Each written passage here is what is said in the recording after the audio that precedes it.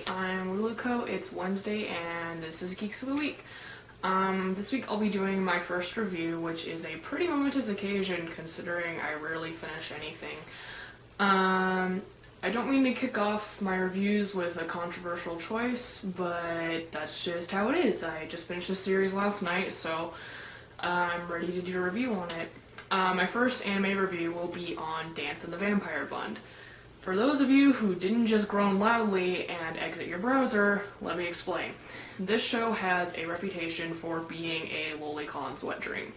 So I've been hesitant to watch it, but a few weeks ago I noticed it was on Netflix, and my love for blonde lily vampire bitch princesses got the better of me, so I decided to give it a try. And I have to say, honestly, I'm glad that I did. Dance in the Vampire Bund is about Mina Tepish, the ruler of the vampires, and her quest to establish a special territory for the vampires, known as the Vampire Bund. At its heart, though, it's really about the romance between Mina and Akira, who is a werewolf who becomes her knight, lover, and best friend. I'm a total sucker for the princess knight kind of romance, old school type of thing. So I think that's why I enjoyed the series so much, was really the two of them. Mina is herself a very fierce and strong ruler. Even though she looks like a little girl, she's definitely a force to be reckoned with. But her devotion to Akira, and in turn his devotion to Mina, it's just a sort of like heart-wrenching romance that I just love so much. The interactions between the two of them remind me of me and my boyfriend as well, so I admit I'm a little biased. So yeah, there is some occasional gratuitous loli nudity, and yes, I found it completely unnecessary. But it really wasn't enough to deter me from watching the show. As far as the quality of the show itself, yes, I did watch it dubbed, since it was on Netflix. I do watch most of my stuff dubbed. Don't hate me for it. That's the only way I can watch anime most of the time, because I put it on when I'm working on cosplay. And my Japanese is not yet good enough to where I can listen to a show and sew at the same time. So I watched it in English, and the casting was actually pretty good.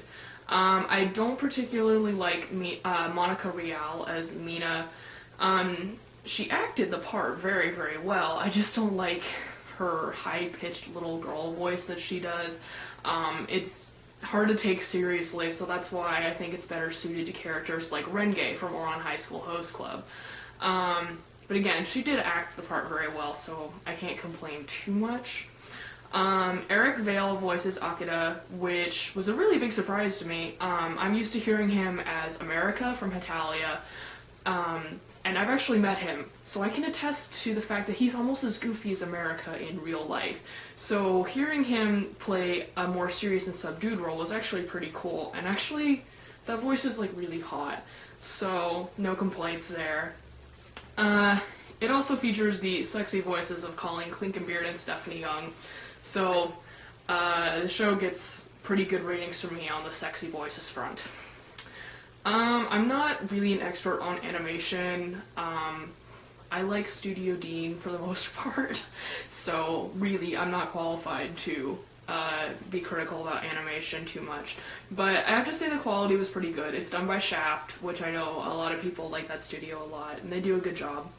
There were a few really strange parts in the animation, like lots of uncomfortably sexual shots of hard candy in people's mouths.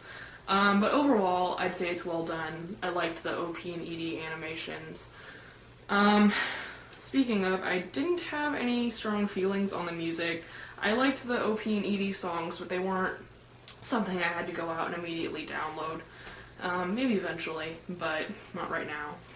My only complaint is that the show was too damn short. I had it on last night and all of a sudden it ended. I was like, it was only 12 episodes, I didn't realize that. So I was a little disappointed that it ended so abruptly. The way it ends is mostly satisfactory, I'd say, but in the last episode they do reveal a sort of significant plot twist that could really change the outcome of things.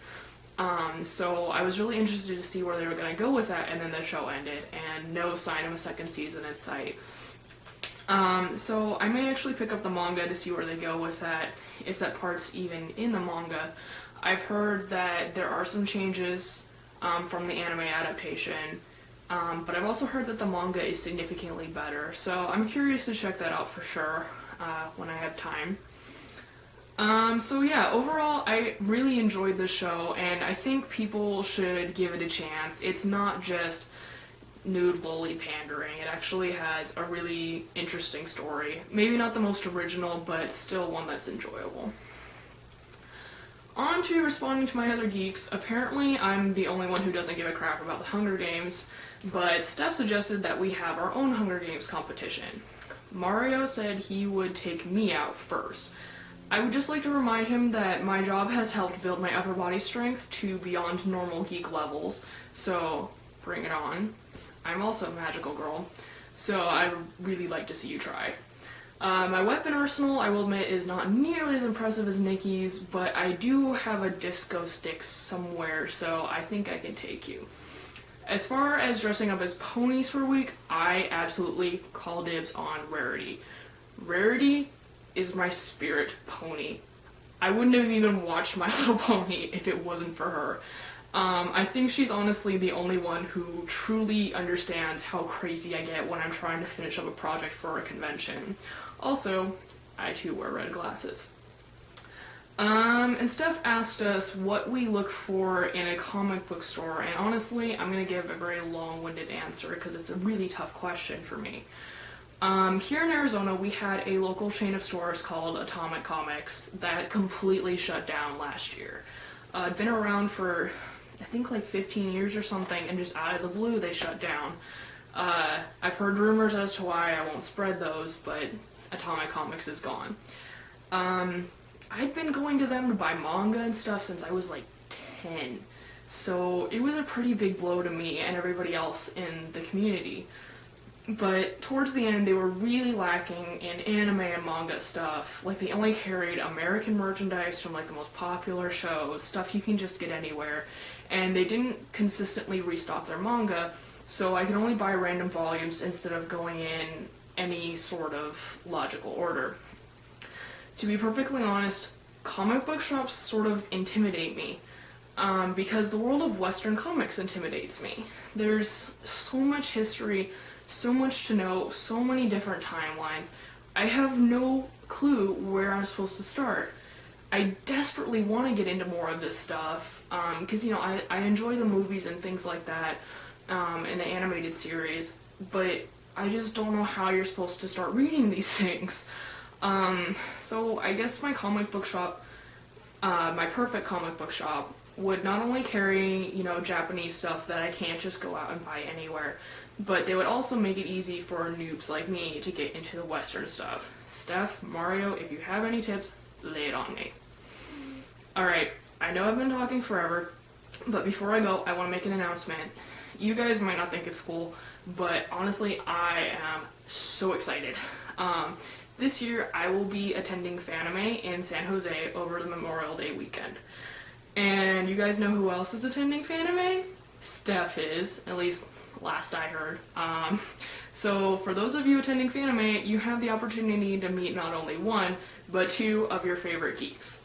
I am so excited. It will be my first big con, my first con in California, my first out-of-state con in over 2 years. So there's just so many people that I can't wait to see. Some of my favorite cosplayers are from there, and I'm entering in the masquerade, and oh my god.